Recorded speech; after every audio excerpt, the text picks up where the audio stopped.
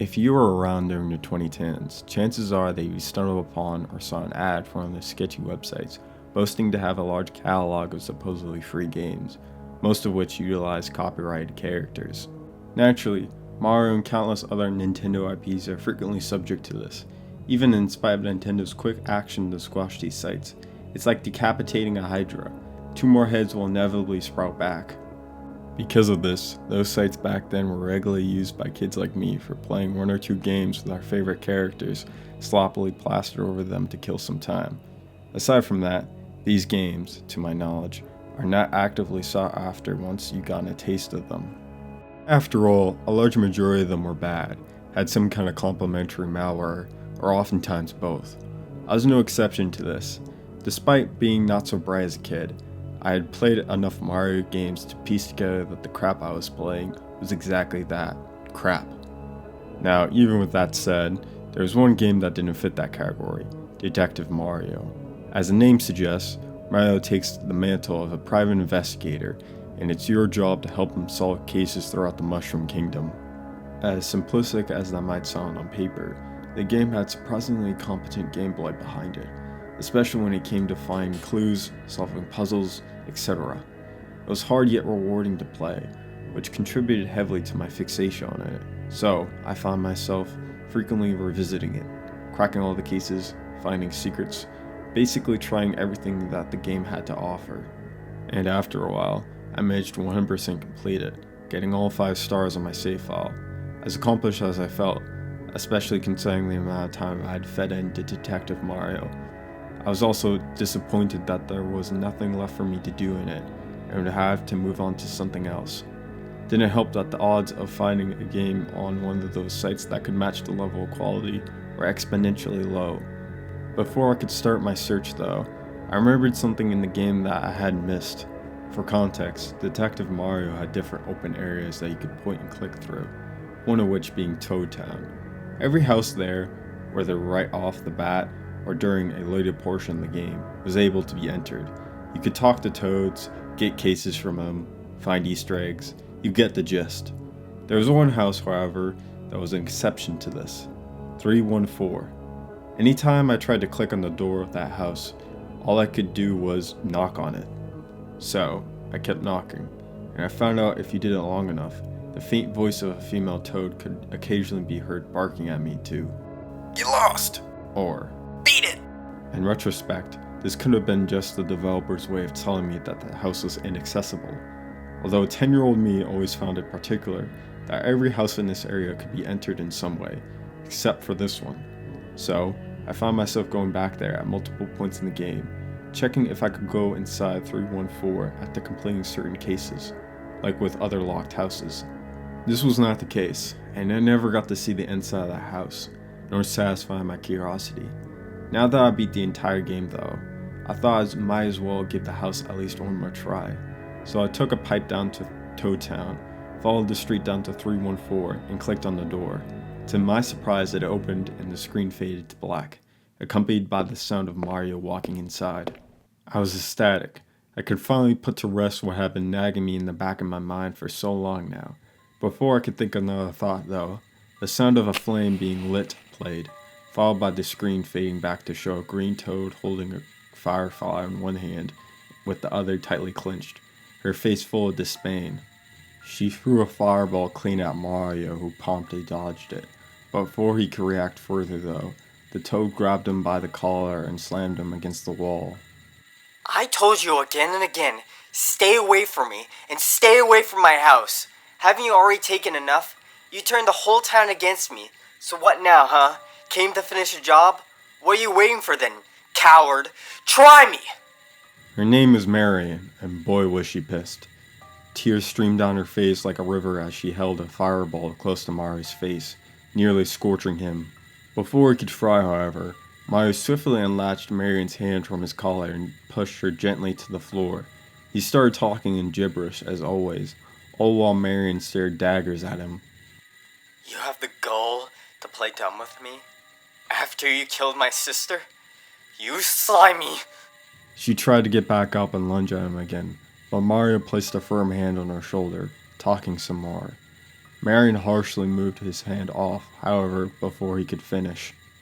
You think you can manipulate me? I saw you. I saw you take her that night. I'm not stupid. Super Mario! 12:45, May 18th. Does that ring a bell, you filth? She spat at Mario's face with gritted teeth, continuing to stare into his soul. Mario calmly wiped the spit away, trying to reason with her. You think your brother's word mean anything to me? You think the word of anyone you've got wrapped around that fat finger of yours means anything to me? She stood up, clenching her fists and yelling in his face as a vein protruded from her forehead. Mario began to sweat, stumbling all over his incoherent words as he tried to explain further. Once again, Mario was caught off, this time by Maria's chuckling. Oh, what does it matter now? Fine, I'll humor you. She slumped over to a nearby dresser and pulled out a missing flyer, one that she tore the edges off of, only leaving the picture of her sister intact. She carelessly tossed it at Mario's face, who caught it in his hand. Let's say you're telling the truth. Bring me her body over and whoever impersonated you. If you don't and still come back here, consider that to be the last mistake you'll ever make. Mario looked down at the picture, then back at Marianne, sheepishly nodding his head. She could only grunt in response, still scowling. As Mario turned around and went to the door, Marianne said one last thing. Oh, and one more thing. Mario turned around and Marianne was close to him, holding up a fireball. If you even think of trying anything funny, I will know. Maybe that sounds like an empty threat to you, but believe me, I will know. Without another word, Marianne led Mario out of her house and slammed the door behind him. Needless to say, I was astonished. Whatever I was expecting to see in that house didn't hold a candle to that, not even close. What really was stewing in my mind after that was the drastic change of tone. Despite this game being about Mario pursuing detective work, the darkest I ever got was kidnappings that, as you expect, never ended in death or any kind of injury really. Here, meanwhile, someone had apparently died and it was my job to find where their carcass was. I tried to rationalize it as Marianne had been mistaken and that her sister was just being held hostage by someone. Thinking back on those tears though, they said it all. It didn't take long for me to sing a different tune, not to mention how surprisingly smooth the animation was. While the game had minor animation here and there, it definitely wasn't that professional looking before. Regardless of how dramatic that encounter was, my curiosity wasn't satiated yet. I had to learn more. So, I accepted the case. Before I could go clue hunting, however, I decided to head back to Mario's house to sleep until morning. Clue hunting in this game was hard enough at times, and searching for minor details at night was tedious to put it lightly. Before I could journey towards Mario's house, however, I took notice of something outside of Marianne's house. The fence leading to her backyard was suddenly cracked open, and the lock on it was missing. At the time, I waved this away as me misremembering its appearance, especially after how tense that confrontation was. I dismissed it as paranoia and set off. Speaking of which though, I guess you could say that was affecting me in more ways than one. Now that I was alone, clicking through the empty streets of Toad Town, the gravity of the killer that Marianne described finally hit me. The idea of a threat like that hiding somewhere in the town with the guise of Mario kinda creeped me out. My imagination was quick to go to work on what he could potentially look like when I inevitably met him. Even though I wasn't going to see him so soon, I could piece together just fine that Mario would meet him face to face sooner rather than later. When I arrived at his house, I went through the door and the usual animation of Mario taking off his detective uniform and getting into bed played. Instead of cutting to the morning like it should have, after Mario dozed off, however, it stayed on that black screen. I was confused, although it didn't take me long to notice the faint noises playing in the background. Initially, I couldn't make out what they were, until I paid attention. They were the sound effects that play during lockpicking minigames. They cycled for a couple seconds before ending abruptly, followed by the sound that plays when you open windows. After that, I was in the bedroom during the morning. Before I even thought about going back to the town, I checked to see if the window was opened or tampered with. Thankfully it wasn't, although I was sure to check the lock as well, same story. Still not convinced, I went around Mario's house to see if his possessions were misplaced or out of order.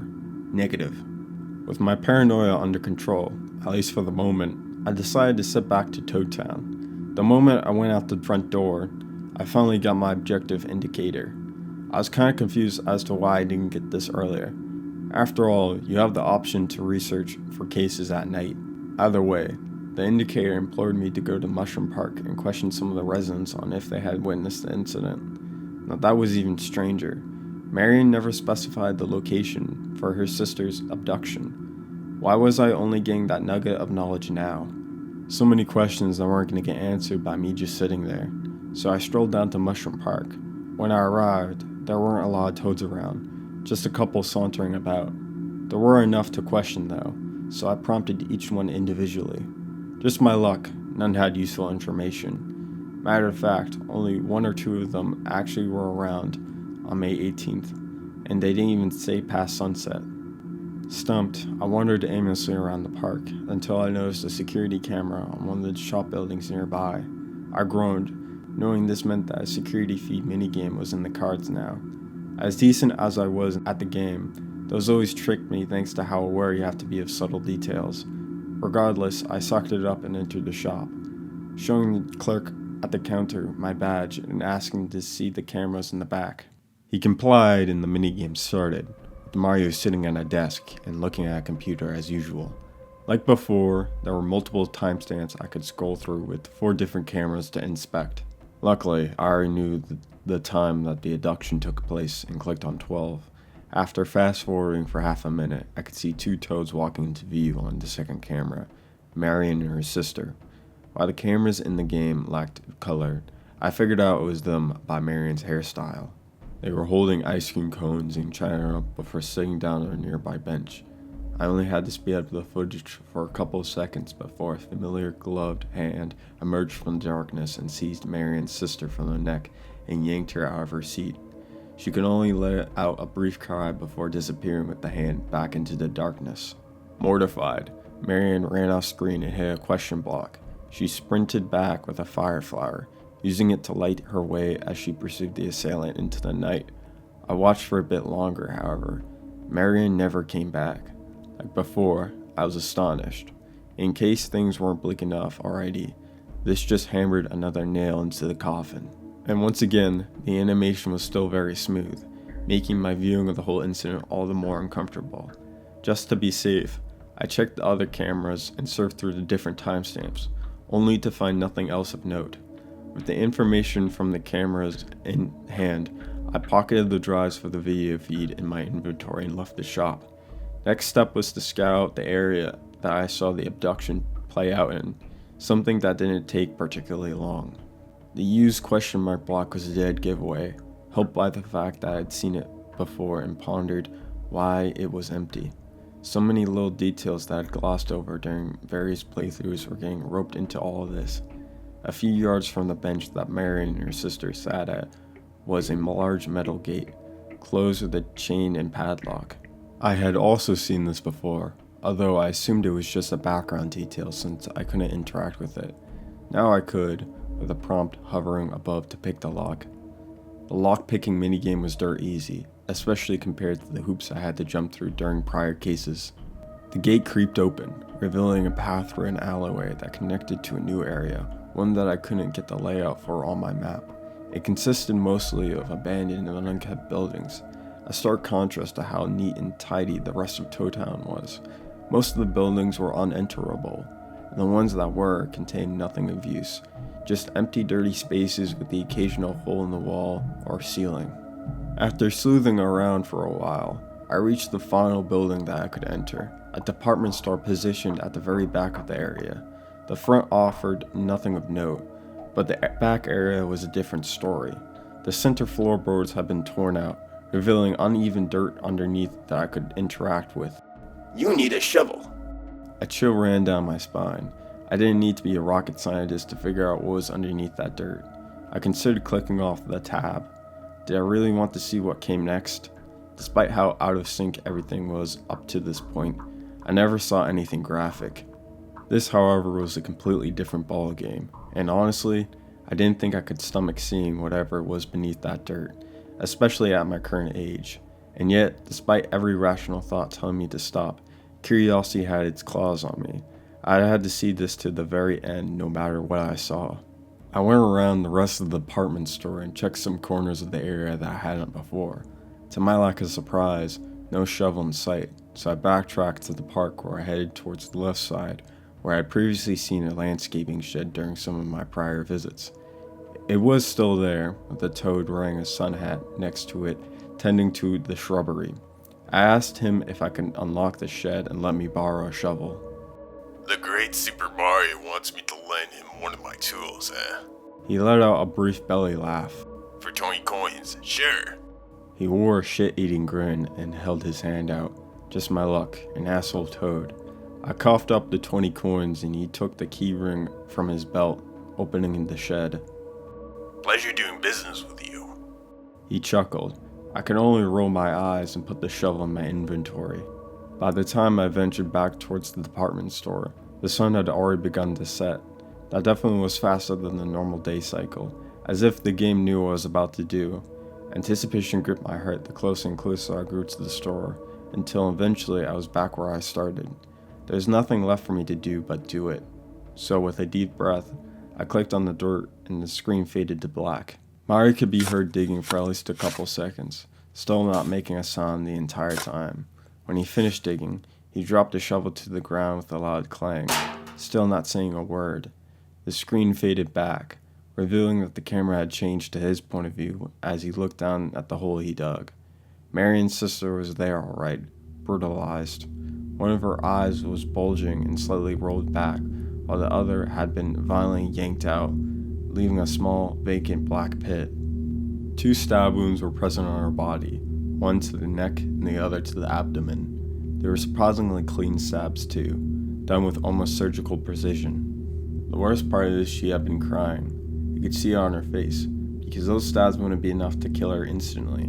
All that blood in her makeshift grave only led in one direction. To top it all off, the image was caked in this oversaturated orange that made it all even worse. I thought I was going to be sick looking at it, like I was going to shield my eyes or close out the computer, but no. I felt sad looking at her. This girl clearly meant a lot to Marion. Her dialogue in that earlier scene was proof of that. And now here she was, dead at Mario's feet, far too late to do anything for her. I knew that this was just a video game. Hell, that none of the events even happened in the official games that this one was based on. And yet, me being so emotional as a kid, I honest to God almost cried for this poor mushroom lady and her sister. I didn't want to look at it anymore. I tried to click away. Nothing worked though. I was just locked on that screen, unable to make that disgusting image go away. Didn't take me long to realize I needed to click on the corpse. So, after some hesitation, I flung my mouse cursor over and clicked it. Without a second more, a cutscene initiated. It was from the perspective of the assailant who threw Marion's sister into the back room. There was no audio, just a low, barely audible ringing sound playing on loop in the background. She rolled over on her back and looked up at the man, fear spreading on her face. She was saying something with tears in her eyes, potentially pleading for her life. It did her no good, sadly. The man pulled something off of his belt, a switchblade which he snapped into place. She started to scream, which unlike everything else was very much audible. I even had to cover my ears and turn down the volume briefly because of how loud it was. The man lunged at her. However, the camera and thankfully the shrieking cut away before I could see what he was about to do to that poor woman. I was damn near shaking at that point. I just wanted this to be over, yet it still wasn't. When I was put back into control, thankfully no longer staring at the corpse, an objective indicator popped up. Call Luigi. I was confused, but I did exactly that. Brought up the phone and dialed his number. He picked up almost instantly, asking what was going on. Without my control, Mario texted him what I could only assume to be the coordinates for the department store. Confused, Luigi kept asking why until Mario abruptly hung up and put the phone away. It was dark outside now, and rain started to fall, leaving me in the dark derelict room with a corpse beneath me. All I could do was think now. Why did I have to call him? Anytime I found a kidnapping victim in this game, I'd call in an ambulance to have them taken care of. Wouldn't that be the scenario here? In any case, I hope that upon Luigi's revival that we could figure out together who did this, lock them up, and throw away the key. I guess my rush of emotions blinded me to all the numerous red flags waving in my face. Luigi arrived a couple seconds later, calling out for Mario in the alleyway. I rushed outside. Luigi was standing a few feet away holding a flashlight and umbrella. It was pouring out, with the ground completely soaked. Luigi asked Mario what was wrong. No response. The two were just in deafening silence amongst the downpour. Mario? Luigi said with an actual voice line as opposed to just a text box. The first instance of voice acting in this whole game. Without a second more of hesitation, Mario pulled out the same switchblade out of his pocket and charged at Luigi, stabbing him multiple times in the neck and chest. He tried to resist. He pleaded with Mario, begged for him to stop, screamed as loud as he could. His brother never let up, however, and nobody came to his rescue. I looked away from the computer screen and turned down the volume some more. I knew able to handle Luigi's desperate cries and the sound of his flesh ripping. It ended almost as soon as it begun. Luigi laid limp on the ground, wheezing softly as he gurgled on the blood that had flooded his throat. Mario calmly put the switchblade back into his pocket and grabbed Luigi, chucking him into a nearby dumpster. He was still very much alive, just for not much longer. Another objective indicator popped up. Go home. Still shaking like a leaf, I found the nearest warp pipe and took it back to Mario's house, praying that this would end soon. Mario walked inside, closing the door behind him. I couldn't control him anymore. He went into the kitchen. He opened his bag and took out the drives for the video feed, cramming them into the microwave and sending the timer as high as it could go. He left the bag in the kitchen and walked down the hallway. I could faintly hear the drives short-circuit in the background. He approached the bathroom door. However, before he could take a step inside, he heard something from the bedroom. He peeked past the door and took notice of a closet in the bedroom that had its doors creaked open, alongside a chair on its side laying on the floor. When he approached it, I could hear faint groaning come from inside the closet. He closed the door and pushed the chair back up against them. After that, he walked into the bathroom and started to calmly wash the blood off of himself, giving me a good look at him via the mirror. That wasn't Mario.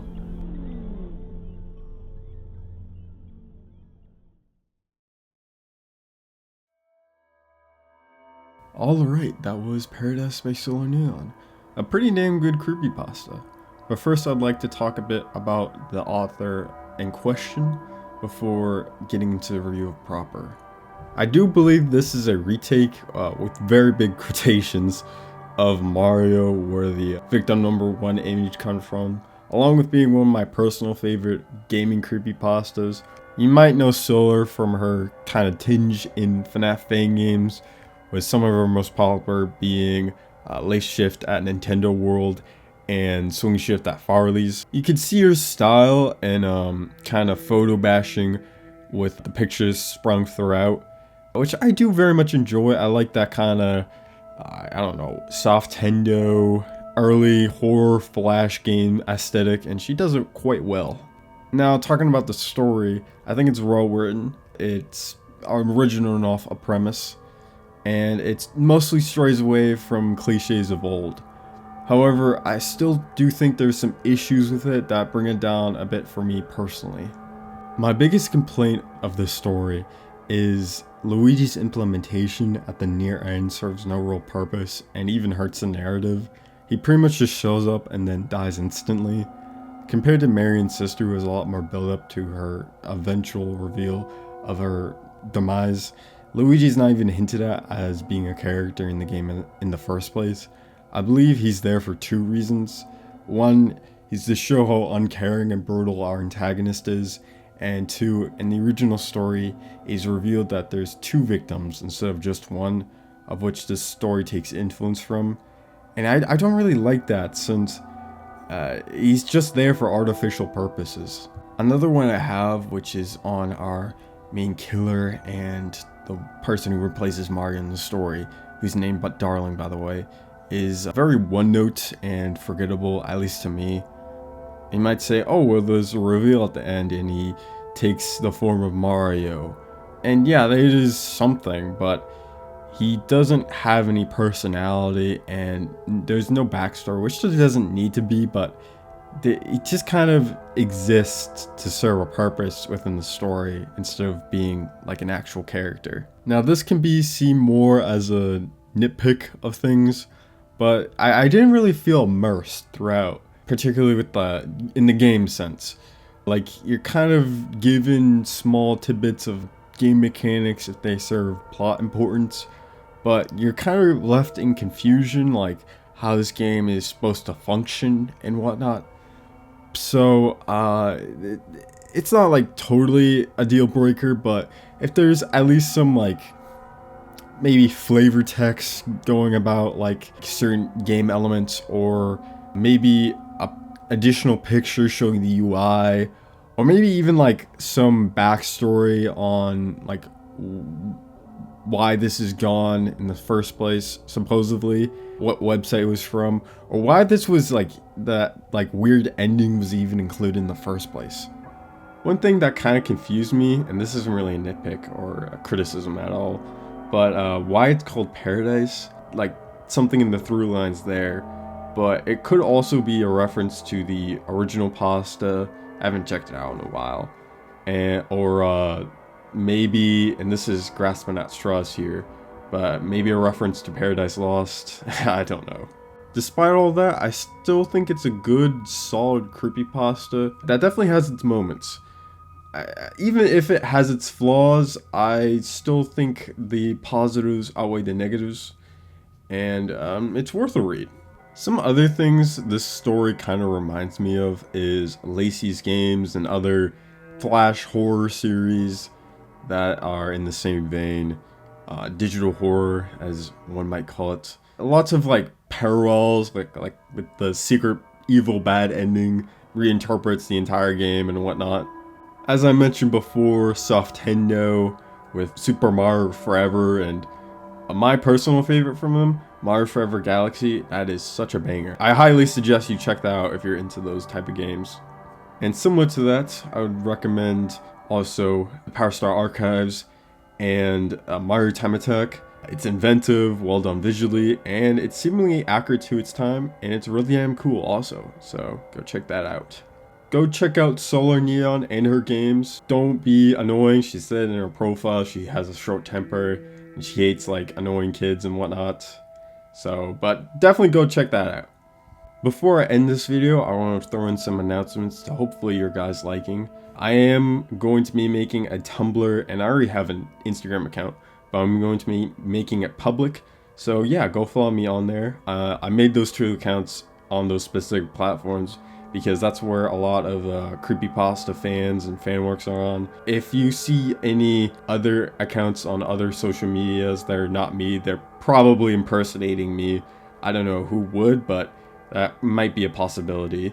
I am going to be moving away from last episode wiki stuff because I want to diversify my catalog and not read stuff over and over and over again.